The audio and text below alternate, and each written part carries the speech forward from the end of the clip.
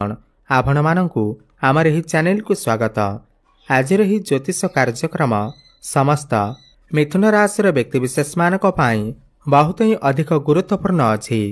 बंधुगण वर्ष 2026 आरंभ हेबाकु जाउअछि। एमिति केउ घटना मान अछि जहा वर्ष 2026 मसीह रे मिथुन राशि व्यक्तिविशेष मानकर जीवन रे घटिबाकु जाउअछि। बहुत विस्तार भावरे आजिर एही भिडियो रे आमे आलोचना करिबा। वर्ष 2026 रे शनिदेव, राहु, केतु, देवगुरु बृहस्पति आपणक राशि रे केउ भावरे रहिबे एवं आपणकु किपरि फल प्रदान करिबे। एमिति केउ घटना मान घटिबाकु जाउअछि जहा 2026 मसीह रे आपणकर जीवन रे घटिके ही रहिबा। निश्चिंत भावरे 100% आपण मानकर जीवन रे घटिबा। बंधुगण एही कार्यक्रम आपणकर जन्म राशि चंद्र राशि उपर आधारित। आपणकर जदि मिथुन राशि हुई थाए, आपणकर जदि मिथुन लग्न भी हुई थाए, आपण एही भिडियोटी को देखि पारिबे। तेबे चलंतु जानिबा एहा पूर्वरु जदि आपणकर भी मिथुन राशि हुई थाए एवं आपण भी ईश्वर को सच्चा हृदय रे भक्ति करुथांती, विश्वास करुथांती, तेबे एही भिडियोटी को लाइक करी कमेंट बॉक्स रे जय जगन्नाथ, जय माँ लक्ष्मी अवश्य लिखि दियंतु। तेबे चलंतु जानिबा एही 2026 मसीह रे मेष राशि व्यक्तिविशेष मानकर जीवन रे केउ 6टी बड़ घटना मान घटिबाकु जाउअछि।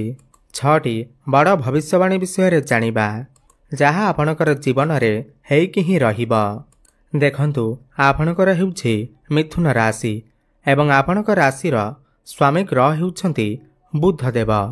किंतु आमे जेतेबेले पूरा वर्षर राशिफल आलोचना करि थाउ ता सबुठु प्रथमे शनि ग्रह को देखि थाउ, एहा परे राहु, केतु एवं देवगुरु बृहस्पति को देखि थाउ।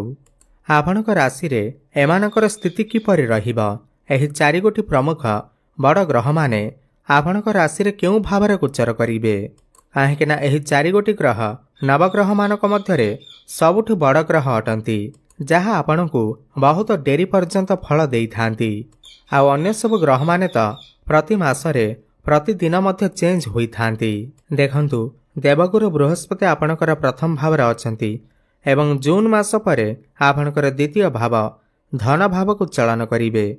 केतु आपणकर तृतीय भाव गोचर करुछंती एवं राहु आपणकर नवम अछंती एवं शनिदेव आपणकर दशम भाव क्यारियर भाव गोचर करिवे।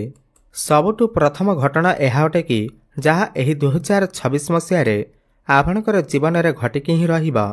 देवगुरु बृहस्पति आपणकर प्रथम भाव रे 11 मार्च को मार्गी चलन करिवे एवं 2 जून पर्यंत आपणकर प्रथम भाव रे ही रहिबे एवं बृहस्पति एठारे बसी आपणकर पंचम, सप्तम एवं नवम भाव को दृष्टि देउछंती। जेहेतु बृहस्पतिकर दृष्टि आपणकर सप्तम भाव पर को रहुअछि तो 2 जून पूर्वरु यह निश्चिंत रूप से सत्य अटे जे आपणकर कोउठी ना कोउठी विवाह प्रस्ताव आसीपारे। आपणकर घर को विवाह स्थिर होई पारे, फाइनल होई पारे किमा आपणकर विवाह मध्य होई जाई पारे। एही समय आपणकर घर को विवाह प्रस्ताव मान आसीपारे एवं सप्तम भाव आपणकर व्यापार वाणिज्य पार्टनरशिप रा भाव होई थाए। एही समय रे जो माने व्यापार वाणिज्य करूछंती सेमानको व्यापार वाणिज्य रे मध्य बहुत अधिक उन्नति प्रगति देखिबा पाई मिलिबा। आपण पार्टनरशिप रे किछि काम मध्य आरंभ करि पारंती, किछि एक्स्ट्रा इनकम करिबा पाई भाबी पारंती। किंतु आपणकर विवाह को नै जून मास पर्यंत बहुत भल समय अटे। हुए तो आपणकर विवाह होई जाई पारे किंबा आपणकर विवाह फाइनल मध्य होई जाई पारे। द्वितीय बड़ घटना एहा अटे कि मिथुन राशि जहा आपणकर जीवन रे निश्चिंत भावरे घटिबा। देखंतु शनि आपणकर दशम भाव अछंती, बृहस्पति आपणकर लग्न रे अछंती, गुरुंकर दृष्टि सप्तम भाव उपर पड़ुअछि एवं आपणकर पंचम भाव उपर मध्य पड़ुअछि। तो एही वर्ष संतान सुख को नै बहुत भल समय अटे। संतान जोग बनुअछि। जो दंपति मानकर संतान कामना करुथिले संतान सुख सेमानकु मिली पारु नथिला, दीर्घ दिन धरी संतानटीए पाई इच्छा रखिथिले, एही वर्ष सेमानकर इच्छा पूर्ण हेबा, संतान सुख प्राप्ति हेबा। एही वर्ष आपणकर फैमिली प्लानिंग को नै बहुत भल समय अटे। आपणकर घर परिवार रे हसखुसीर लहरी लगी रहिबा। घर को नूतन अतिथि आसीपारती। 2 जून पर्यंत तो संतान जोग को नहीं बहुत भल समय अटे एवं 2 जून पर जेतेबेले बृहस्पति आपणकर द्वितीय भाव को जीवे एवं उच्चस्थ हेबे यापर आपणकर संतानर प्लानिंग को नहीं बहुत भल समय रहिबा। एवं जदि पूर्वर आपणकर संतान अछंती तो संतानक पई आपण किछि बड़ स्टेप नहीं पारंती किमा संतानक द्वारा आपण को किछि खुशी खबर मिली पारे। समाज रे आपण को मान सम्मान करा जाई पारे, सम्मानित करा जाई पारे। संतानक ठारू एही वर्ष 2026 मसीह रे किछि खुशी खबर मध्य आपण को प्राप्ति होई पारे। कोनोसी भल स्थान रे आपणकर संतान एडमिशन करि पारंती, उच्च शिक्षा करि पारंती। तृतीय बड़ घटना जहा एही वर्ष 2026 मसीह रे आपणकर जीवन रे घटिकी ही रहिबा। शनि आपणकर दशम भाव क्यारियर भाव रे विराजमान अछंती एवं 25 जुलाई को शनि एठारे वक्री चलन करिवे। पूरा वर्ष सारा शनि आपणकर दशम भाव रे विराजमान रहिबे एवं दशम भाव आपणकर क्यारियर कर्मक्षेत्र भाव होई थाए एवं पूरा 30 वर्ष पर शनि आपणकर दशम भाव को आसीछंती।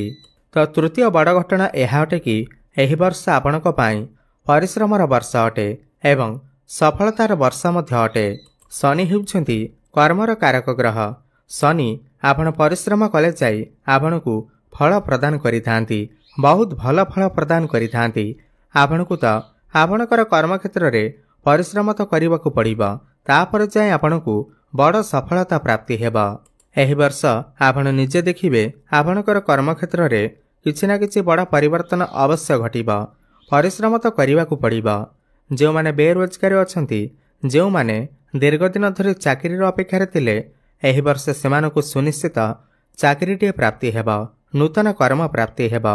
काहेकि ना शनि मध्य आपणकर भाग्य भावर अधिपति अटंती। भाग्य भावर अधिपति हुई करी कर्मस्थान रे विराजमान करिथिबारु भाग्य आपणकर साथ देबा, प्रमोशन होई जिबा, पदोन्नति होई जिबा। चतुर्थ बड़ घटना मिथुन राशि जहाँ आपणकर जीवन रे घटिकी ही रहिबा। एही वर्ष 2026 मसीह रे केतु आपणकर तृतीय भाव रे अछंती एवं वर्ष सारा तृतीय भाव रे ही रहिबे एवं राहु आपणकर नवम भाव रे रहिबे 5 डिसेम्बर पर्यंत। देखंतु राहु आपणकर भाग्य भाव रे थिबारु आपणकर काम रे टिके विलंब देखा देई पारे, भाग्य रे टिके कमी देखा जिबाकू लागिबा। किंतु आपण एही वर्ष किछि बड़ करबाकू चेष्टा करि पारंती, किछि नूतन कार्य आरंभ करबा पई भाबी पारंती। जो माने शेयर मार्केट, स्टॉक मार्केट एवं ट्रेडिंग रे काम करूछंती सेमानकू आकस्मिक भाव रे धन मध्य प्राप्ति होई पारे। आपण आकस्मिक भाव रे कोनोसी दूर स्थान को धार्मिक स्थान को यात्रा मध्य करि पारंती। किंतु राहु आपणकर भाग्य भाव रे थिबारु समस्त कार्य रे आपण तो सफलता पाइबे, किंतु टिके विलंब मध्य होई पारे, टिके बाधा मध्य देखा देई पारे। पंचम बड़ घटना मिथुन राशि जहाँ वर्ष 2026 रे आपणकर जीवन रे घटिकी ही रहिबा। देखंतु 2 जून पर बृहस्पति आपणकर द्वितीय भाव को चलन करिवे, धनर भाव को चलन करिवे एवं आपणकर षष्ठ, अष्टम एवं दशम भाव को दृष्टि देवे। षष्ठ भाव को देखिबार माने हला एही वर्ष जून मास पर आपण किछि लोन नेबा पई चिंता करि पारंती। ताहा आपणकर व्यापार वाणिज्य पई हेउ, आपणकर पाठपढ़ा पई हेउ, आपण किछि लोन मध्य नेई पारंती एवं आपणको बहुत सहजरे मध्य लोन मिल जाई पारे। एवं पूर्वर जदि आपण करजर मायाजाल रे फसी रहितिले तो समस्त करज ऋण एवं शत्रु मानक ठारू आपणको मुक्ति मिलिबा। एही वर्ष जदि आपण किछि कंपटीशन रे भाग नेउछंती, क्रीडा रे भाग नेउछंती किमा कोनोसी कॉम्पिटिटिव एग्जाम देउछंती, सेतिरे आपणको सफलता सुनिश्चित मिलिबा। आपण किछि गुप्त विद्या अध्ययन करि पारंती। गुप्त स्रोतरु आपणको किछि धन मध्य प्राप्ति होई पारे। गुरुंकर द्वितीय भाव रे उच्चस्थ हेबा एहा आपणकर आर्थिक उन्नति को देखौछे। आपणकर फाइनेंशियल ग्रोथ हेबा। धन कमाइबा पई आपण नुआ नुआ रास्ता खोजि पारंती। आपणकर डेली इनकम मध्य बढ़िबा, बैंक बैलेंस बढ़िबा एवं जून मास परे कर्मक्षेत्र रे आपणकर प्रमोशन होई पारे। आपणकर काम करिवार शैली मध्य बदली जिबा। मैनेजमेंट स्किल आपणकर बहुत भल रहिबा एवं पारिवारिक सुख मध्य आपणको प्राप्ति हेबा। षष्ठ बड़ घटना मिथुन राशि जहाँ वर्ष 2026 मसीह रे आपणकर जीवन रे घटिकी ही रहिबा। आपणकर प्रेम जीवन उपरे जदि आमे कथा हेबा पूरा वर्ष राहुंकर दृष्टि आपणकर पंचम भाव उपरे रहुअछि एवं